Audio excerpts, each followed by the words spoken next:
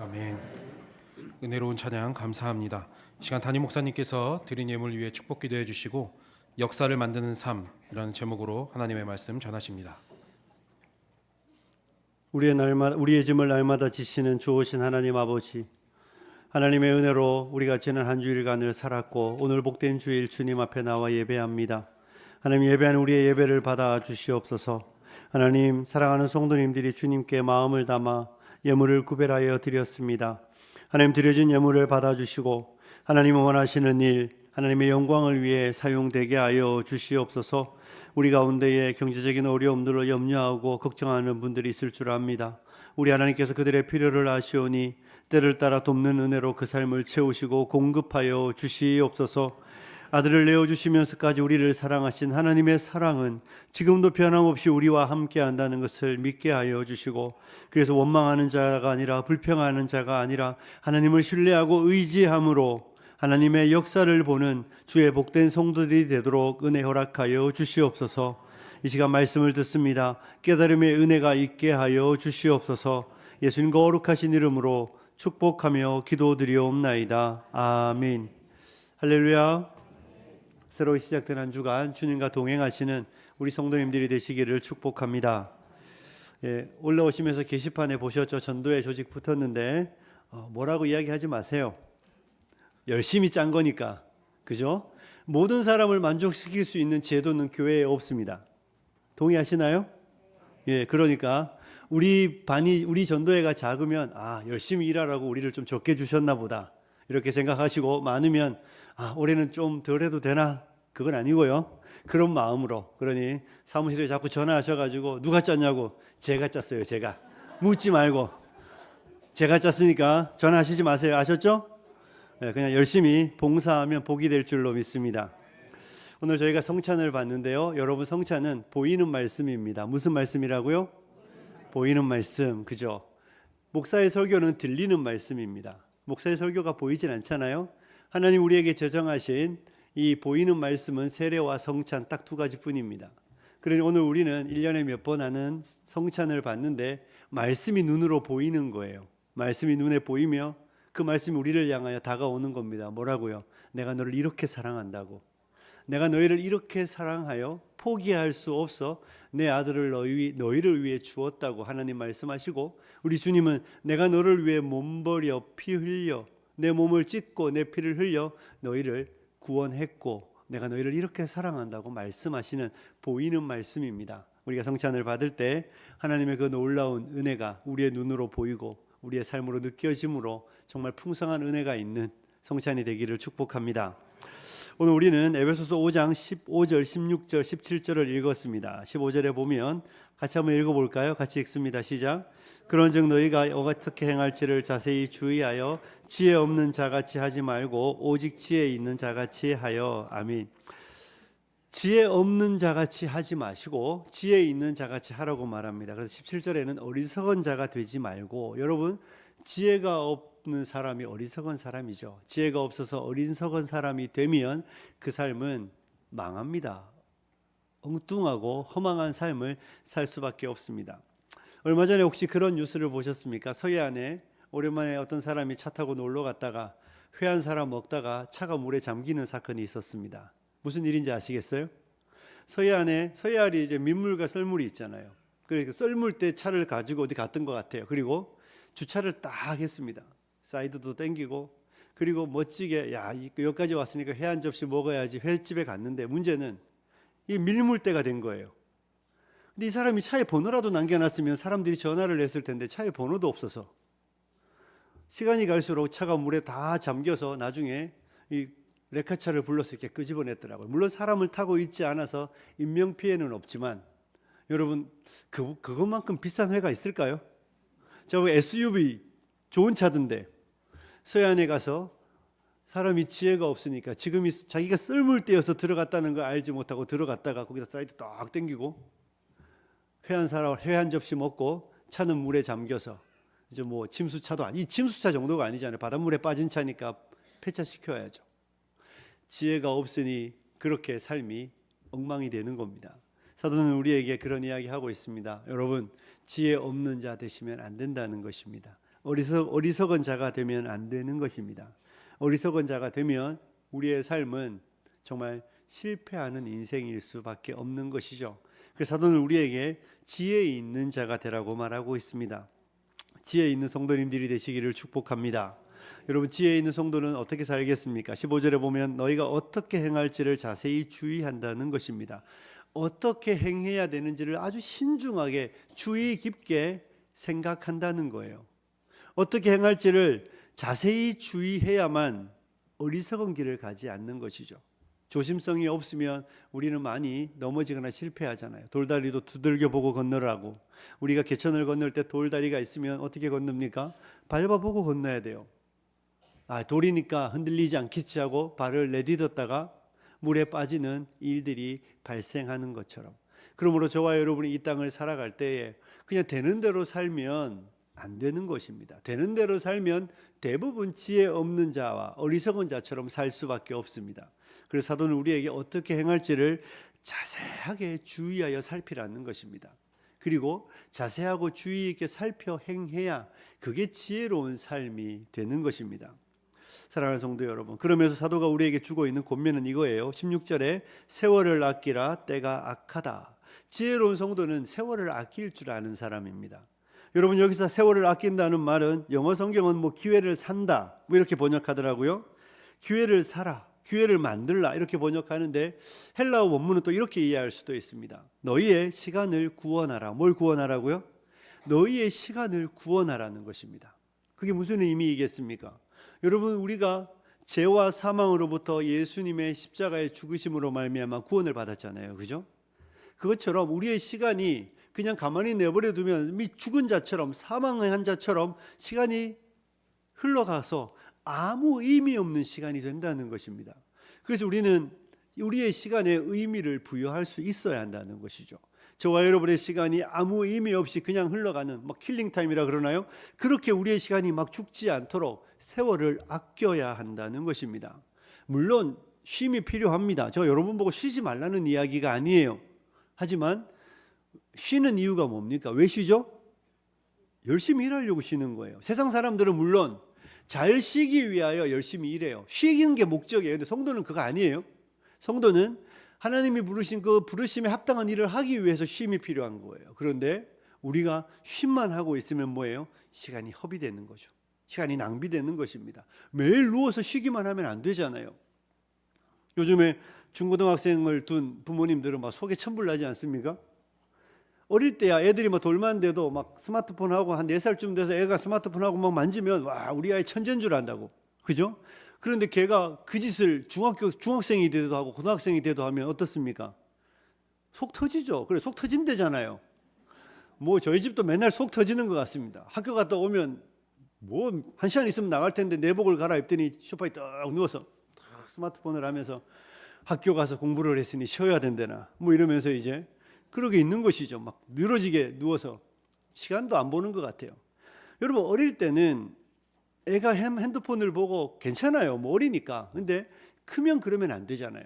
우리가 애들을 보고는 속이 천불이 나는데 하나님 우리를 보시고 어떨 것 같습니까?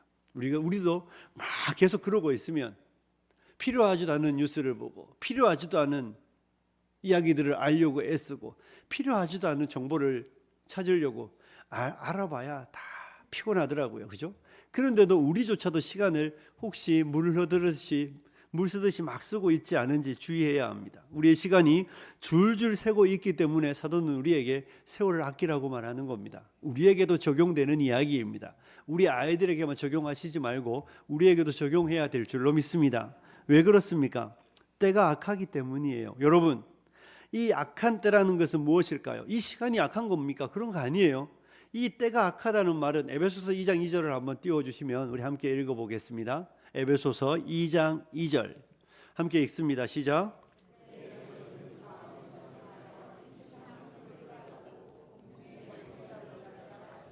곧 지금 불순종의 아들들 가운데서 역사하는 영이라. 아멘. 이게 무슨 이야기입니까? 과거에 너희가 이 세상 풍조를 따르는데요, 공중권세 잡은 자의 권세 아래에서, 마귀의 권세 아래에 사로잡혀서 이 세상 풍조를 따르며 지냈습니다. 지금도 세상 사람들은 이 불순종의 아들들 가운데 역사하는 마귀와 사탄의 지배 아래에 있는 것이죠. 그러니 세상이 약하다는, 때가 악하다는 것은 이 약한 자가 활동하고 있는 시절이기 때문에 우리가 세월을 아껴야 한다는 것입니다. 악한 자가 정말로 우는 사자같이 두루다니며 삼킬 자를 찾으며 믿는 우리로 하여금 우리의 시간이 그냥 막 흘러가도록, 우리의 시간이 아무 의미 없이 하루가 가고 일주일이 가고 한 달이 가고 1년이 가도록 계속해서 우리의 시간을 그렇게 사용되도록 하기 때문에 우리가 그 악한 자의 활동하는 시대 속에서 우리의 시간을 구원해야 되는 거예요. 그러지 않으면 시간만 가고 삶은 의미가 없어지기 때문에 저와 여러분은 이 악한 자가 활동하는 시대 가운데에서 우리의 시간을 구원해야 한다는 것이 주님이 오늘 우리에게 주고 있는 말씀입니다. 사랑하는 성도 여러분, 이 약한 자가 활동하는 이 시대 가운데에 우리가 어떻게 살아야 하겠습니까? 저와 여러분은 역사를 만드는 자가 되어야 한다는 것입니다. 뭘 만든다고요? 역사를 만들어야 됩니다. 여러분, 역사가 뭡니까?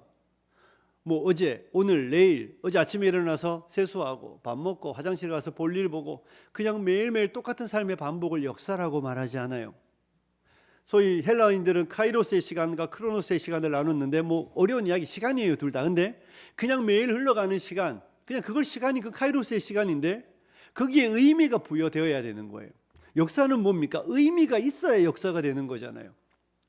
오늘 내게, 어제 내게, 이번 주에 내게 어떤 사건이 있고 그 사건이 내 삶에 정말로 영향력을 미치고 내게 기억이 되고 내게 정말로 중요한 순간이 되면 그게 우리의 인생의 역사가 됩니다. 그런데 매일 똑같은 일상을 하는 걸 역사라고 말하지 않는 거예요. 어느 날 내가 어느 집회에 갔다가 놀랍게 하나님의 은혜를 경험하는 사태가 발생하면 그게 뭐예요? 내 인생에 역사가 일어나는 거예요. 역사적인 날이라고 말하는 겁니다. 그런 역사가 일어나야 되는 것이죠. 그런데 만약에 우리의 시간이 하루나 일주일이나 한 달이나 1년이나 늘 그냥 그날이 그날 같으면 거기엔 역사가 남지 않습니다. 마귀는 그런데 우리의 삶이 그렇게 되기를 원하는 것이죠. 사랑하는 성도 여러분, 어떻습니까? 지난 한 주일 동안 여러분이 정말 기억에 남는 사건이 있습니까? 여러분이 정말 기억에 남을 만한 약속과 만남과 대화가 있었습니까? 여러분이 지난 한 주일 동안 하나님과의 그 풍성한 교제 안에서 하나님이 내게 정말로 기억에 남을 만큼 깨달음을 주시는 그런 말씀의 은혜들이 있었습니까? 그래서 누군가에게 이번 주 어땠어? 라고 말할 때 그냥 좋았어, 괜찮았어, 이런 이야기 아니라 이번 주에 이런 일이 있었다고 말할 수 있는 그런 분명하고 선명한 사건들이 여러분에게 있습니까? 사랑하는 성도 여러분, 주님은 우리가 그냥 흘러가는 물처럼 아무런 의미 없이 우리의 시간이 그렇게 낭비되는 거 원하지 않으신다는 것입니다. 저와 여러분의 시간이 의미 있는 시간이 되어야 합니다. 우리의 시간이 하나님과 함께 역사를 만들어가는 생이 되어야 하는 것이죠. 성도는 그 일을 위하여 남겨져 있는 것입니다. 사랑하는 성도 여러분, 하나님과 함께 우리가 정말로 주님의 신부잖아요, 그죠? 신랑 되신 주님과 우리가 주님의 신부인데, 여러분 결혼을 했으면 정말로 좋고 행복한 부부는 역사를 많이 만드는 것이죠. 많은 일들이 있어야 행복한 부부가 됩니다.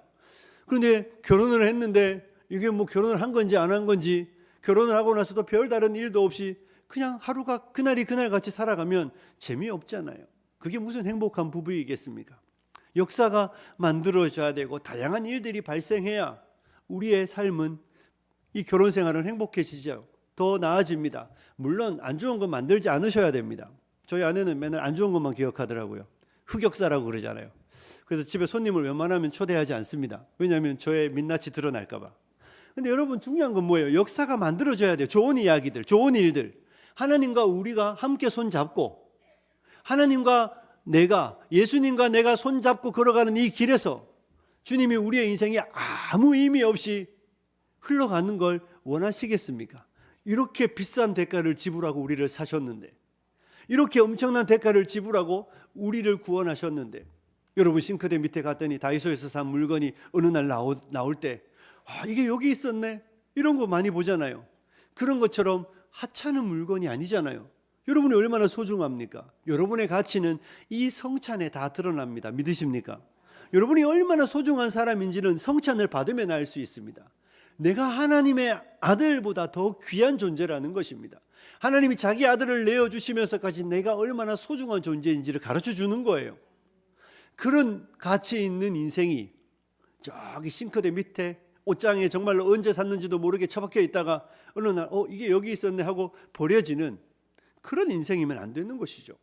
주님이 피로 값주고 사셨으니 우리가 정말로 주님의 은혜를 입은 자로서 구원의 역사에 하나님의 우리와 함께 하시는 그 놀라운 역사를 만들어가는 일에 참여하고 우리의 인생이 정말 역사가 되는 그런 은혜가 있기를 주님의 이름으로 축복합니다. 여러분 바울 보십시오. 사도행전을 읽어보십시오. 바울 사도는 예수님을 만난 이후에 그의 인생이 하나님과 함께 써내려가는 역사가 사도행전에 다 기록되어 있지 않습니까? 사도들의 이야기가 정말로 그들이 어떻게 살았는지 그 사도들의 역사가 사도행전에 다 기록되면서 우리에게 이렇게 역사를 만들어가는 인생이 어떠한지를 가르쳐주고 있습니다. 다니엘은 포로로 끌려갔습니다. 포로로 끌려가서 정말로 살 수 있을지 없을지도 알지 못하는 그 머나먼 땅에서 그는 하나님과 함께 역사를 써내려갔습니다. 정말로 하나님이 그와 함께 하시고 하나님이 그를 붙잡으시며 다니엘을 통하여 다니엘의 하나님의 위대하심을 친히 증명하며 그의 인생은 하나님의 역사를 기록하는 현장이 되었던 것이죠. 하나님은 우리가 이런 자 되기를 원하시는 줄로 믿습니다. 제가 지난 한 주일 동안 윌리엄 캐리라는 개신교 선교의 아버지라고 부르는 윌리엄 캐리의 전기를 읽었습니다. 아마 아시는 분들은 아실 텐데요. 캐리가 했던 제일 유명한 말은 하나님으로부터 위대한 일을 기대하라, 하나님을 위하여 위대한 일을 시도하라, 이런 말을 했던 사람입니다. 여러분, 이 사람은 개신교, 이제 개혁교회죠. 리폼드 처치니까 뭡니까? 종교개혁 이후에 교회들은요, 독일과 유럽과 이 영국이나 기독교가 상당히 많이 활발해졌지만 선교에 관심이 하나도 없었습니다. 1517년에 종교개혁이 일어나고 윌리엄 캐리가 1761년에 태어나니까 거의 250년 동안 개신교는 선교사를 보내지 않았습니다. 그냥 독일에 있는 모라비안 교도들, 할레파들, 경건주의자들이 선교사를 좀 보냈는데 영국 땅에 있는 교회는 선교사를 보내지 않았습니다. 그런데 이 구두수성공이었던 윌리엄 캐리가 하나님의 은혜를 받고 선교에 대한 꿈을 꾸기 시작합니다. 누가 가르쳐 준 적도 없는데, 교회는 선교에 관심도 없는데 말씀을 읽다가 선교에 대한 꿈을 꾸고 정말로 그때 처음에는 태평양에 있는 그런 작은 섬들에 있는 부족들에게 가야 되겠다는 생각을 하다가 하나님이 인도의 마음을 주셔서 인도로 가시는 거예요. 그의 나이 32살에 인도로 가서 40년을 인도에서 선교했습니다. 그분은 한 번도 영국 땅으로 돌아가지 않았어요. 아내를 데리고, 물론 배를 타고 몇 개월 가야 되는 시절이었지만 그래도 갈 수 있었는데 가지 않습니다. 뜻을 정했으니까. 그리고 인도에 머물며 40년의 선교 세월 동안 아내가 죽고 두 아이들을 잃었습니다. 그럼에도 불구하고 선교를 멈추지 않았습니다. 그분이 얼마나 놀라운 일들을 이루었냐 하면 40년 사역하는 날들 동안 그의 팀이 44개의 언어로 성경을 번역했습니다. 물론 다 번역한 건 아니에요. 다 번역한 성경들도 제법 있고, 쪽복음이라 그러잖아요. 뭐 요한복음 하나, 이런 식으로 번역한 성경이 44개랍니다. 여러분, 성경 일독하기도 어려우시잖아요. 그죠? 일독 필사하는 것도 어려워요. 44개의 언어로 성경을 번역했다니까요. 그럼 이 사람이 무슨 인도 사람입니까? 아니잖아요. 영어를 쓰는 사람이었는데 성경 번역을 위해서 헬라어를 공부하고, 그리고 뭐 벵갈어를 배우고 힌디어를 배우고 산스크리트어를 배우면서 그 모든 언어를 배우고 습득하면서 44개의 언어나 되는 말로 성경을 번역했습니다. 그가 이렇게 말하더라고요. 맡은 일을 인내하며 열심히 해보기 전까지는 아무도 자기가 얼마나 많은 일을 성취할 수 있는지 모르는 법이라는 것입니다. 무슨 이야기예요? 사람이 자기에게 맡겨진 일을 정말 인내하면서 해보면 그는 그가 얼마나 많은 일을 할 수 있는지 알게 된다는 것입니다. 반대로 말하면 이루어지지 않는 일은 해보지 않았기 때문이에요. 내가 얼마나 능력이 있는지 해보지 않았기 때문에 안 되는 거예요. 하면 되는 것이죠. 요즘 우리 사람들 뭐 몸짱 이런 거 좋아하잖아요. 가끔 유튜브 이런 거 보면 뭐 40 몇 킬로짜리가 남자들이 운동을 해서 보디빌더 막 이렇게 몸을 벌크업하는 거 보지 않습니까? 누구도 그런 일이 되리라고 생각하지 않았는데 하니까 되는 것이죠. 안 되는 건 안 해서 안 되는 거예요. 윌리엄 캐리는 하나님을 위하여 위대한 일을 시도했고 하나님은 그에게 위대한 능력으로 역사하셨던 것입니다. 하나님은 캐리뿐만 아니라 이 시대에 살아가는 저와 여러분에게도 우리가 정말 그냥 버려져 있는 어떤 존재가 아니라 우리와 함께 역사를 써내려 가기를 원하시는 분인 줄로 믿습니다. 사랑하는 성도 여러분, 여러분과 저의 인생이 역사가 되기를 주님의 이름으로 축복합니다. 우리의 인생이 그냥 우리의 시간이 다 흘러가서 아무 의미 없는 월월월 화화화 수수수가 아니라 정말로 우리의 월요일이, 우리의 화요일이, 우리의 수요일이, 목요일이, 금요일이, 토요일이, 주일이 의미 있고 일기장에 무엇을 꼭 써야만 될 것 같은 그런 의미 있는 날들이 되기를 주님의 이름으로 축복합니다. 주님은 이런 역사를 우리와 함께 만들고 싶어 하시는 것입니다. 주님은 우리의 인생 속에 함께 하셔서 우리와 혼인하신 주님은, 우리와 결혼하신 예수님은 우리와 함께 하시며 내가 너희와 세상 끝날까지 함께 하겠다고 말씀하셨던 그 주님이 우리와 함께 하며 우리의 손잡고 역사를 써내려 가기를 원하는 것이죠. 우리가 거부하면 아무 일도 안 일어나겠지만 우리가 시도하면 되는 것입니다. 저는 우리 성도님들이 그런 영광스러운 꿈을 꾸는 분이 되시기를 주님의 이름으로 축복합니다. 여러분, 쉽지 않습니다. 말씀을 따라 살아가는 거 쉽지 않지만 그 어려운 일을 행해 나갈 때 용서와 용납과 사랑과 인내, 이거 얼마나 어려운지 모릅니다. 그런데 그 어려운 걸 대가를 지불하며 해내갈 때에 우리의 삶에 맺혀지는 놀라운 하나님의 역사를 보게 되는 것이죠. 용서하지 못했을 때는 아무런 일도 일어나지 않는데 용서하며 용납할 때에 우리 안에 일어나는 놀라운 하나님의 부으시는 역사들을 보게 됩니다. 우리가 구제하지 않을 때에는 하나님이 채우시는 걸 보지 못하는데 구제하고 섬기고 하나님 앞에 즐거이 헌신할 때에 하나님이 우리의 인생에 공급하시는 것을 보게 되는 것처럼 하나님은 그런 역사를 함께 써내려 가기를 원하시는 것입니다. 그러므로 사랑하는 성도 여러분, 세월을 아끼시는 여러분들이 되시기를 소원합니다. 오늘 우리 성찬이 있으니까 말씀을 마무리할 텐데요. 여러분, 제가 여러분에게 이 세월을 아끼기 위해서 한 두 가지만 부탁드리겠습니다. 추억이 많아지셔야 되겠죠. 그죠? 추억이 많아지려면 주님과 관계를 많이 하셔야 됩니다. 그러니 말씀과 기도 기본이잖아요. 그죠? 말씀과 기도 생활을 위해서 스마트폰에서 멀어지십시오. 어디서 멀어지라고요? 스마트폰에서. 제가 늘 이야기하죠. 핸드폰으로 성경 읽지 마세요. 그거 읽는 거 잘 안 돼요.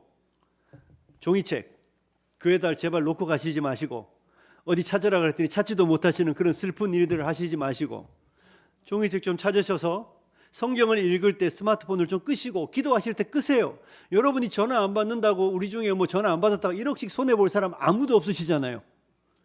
아무도 없으니까 안 받으면 좋은 전화예요. 대부분. 그러니 끄시고 말씀을 읽으십시오. 하나님과 가까이 할 때 스마트폰을 멀리 하시고 또 스마트폰을 가까이 하십시오. 언제 가까이 해야 될까요? 스마트폰으로 우리가 해야 되는 제일 중요한 일은 전화하는 거예요. 전화하는 거. 누구한테요? 저한테 말고 하시지 마세요. 저한테 하시지 말고 여러분이 전화해야 되는 건 지체들에게 하십시오. 전도 대상자들에게 전화하십시오. 딱 2명만 합시다. 하루에 몇 명? 2명.